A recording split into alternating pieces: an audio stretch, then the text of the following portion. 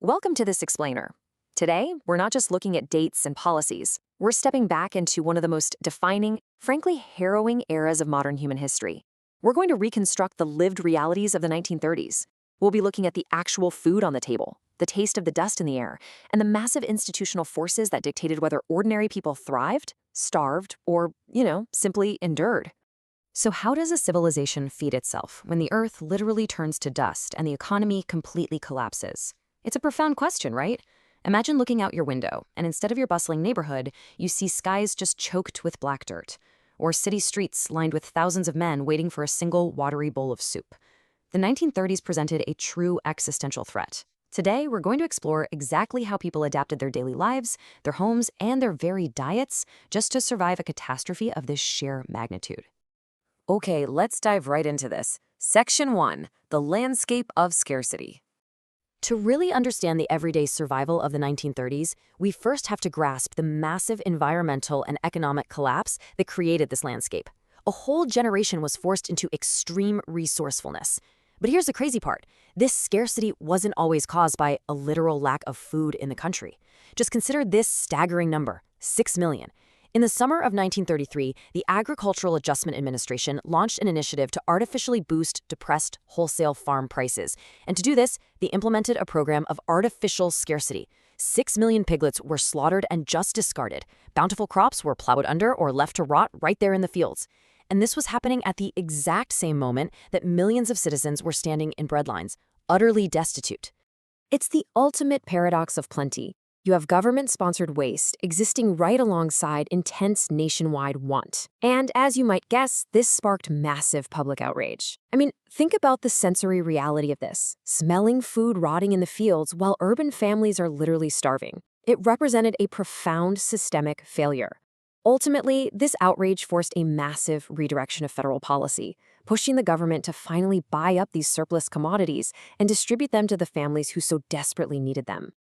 That brings us to Section 2, the geography of hunger. Now, what's really interesting here is that the Great Depression wasn't just a single, uniform experience. Geography and local institutions completely dictated a family's exact day-to-day reality.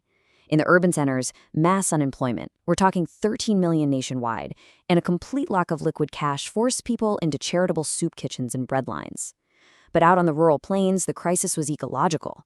A multi-year drought meant families had to hunt non-traditional game just to survive. Meanwhile, down in the rural South, an intense reliance on cash crops like cotton and tobacco had displaced local food production, essentially forcing entire communities onto a really poor diet of salt pork, cornbread, and molasses. And layered right within this geography of hunger were deep systemic inequalities.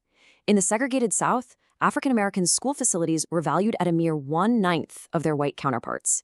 Imagine the daily, sensory reality of a child trapped in this system. Bringing a meager lunch consisting of maybe a single cold biscuit with some lard or a dry, baked sweet potato. With no thermos bottles to keep milk fresh, these kids wash down their scarce meals with warm water drawn straight from the school well. Let's move into the home for Section 3, the gastronomy of survival. Inside the domestic kitchen, culinary inventions became these really profound testaments to human resilience. Housewives and families had to stretch absolutely every single penny, fundamentally altering their relationship with food. These were the staples of the 1930s kitchen arsenal. Cooks had to prioritize caloric density and cost efficiency over flavor. You had mulligan stew, often called hobo stew, made from whatever vegetable scraps and canned meats could be scavenged. You had odd but filling combinations like baked onion stuffed with peanut butter, bread soup made from reconstituted stale bread. And because fresh fruit was way too expensive, families got creative. They made mock apple pie using Ritz crackers, sugar, and cinnamon to physically trick the mind and the palate into thinking they were eating real apples. Honestly, it's brilliant. Out on the plains, the environment was so completely blighted by dust storms that it resembled a World War I battlefield. Children were out there foraging for wild dandelion weeds, just to boil down for some basic nutrients. And when the drought caused a massive population explosion of jackrabbits, we're talking an estimated 8 million in western Kansas alone, the community had to adapt. Over 98,000 desperate people organized these massive community drives, clubbing millions of rabbits for their meat and fur. It was a brutal reality that left the landscape forever changed.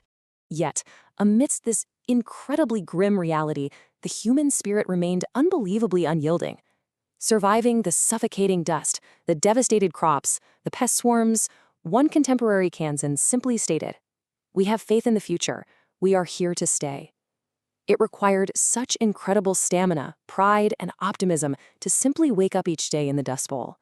Let's move to and see how this builds in Section 4, the plague of pellagra. So, these forced, highly restricted diets didn't just cause hunger, they caused severe, devastating biological consequences across entire populations. Enter pellagra. This was a medical tragedy defined by the terrifying 4 Ds: dermatitis, diarrhea, dementia, and death. For years, this was entirely misunderstood by the medical community. People actually believed it was an infectious disease spread by flies or maybe caused by eating spoiled corn. It took dedicated researchers a long time to finally prove that pellagra was, in fact, a disease of poverty and a severe malnutrition, specifically a severe lack of vitamin B or niacin in the diet.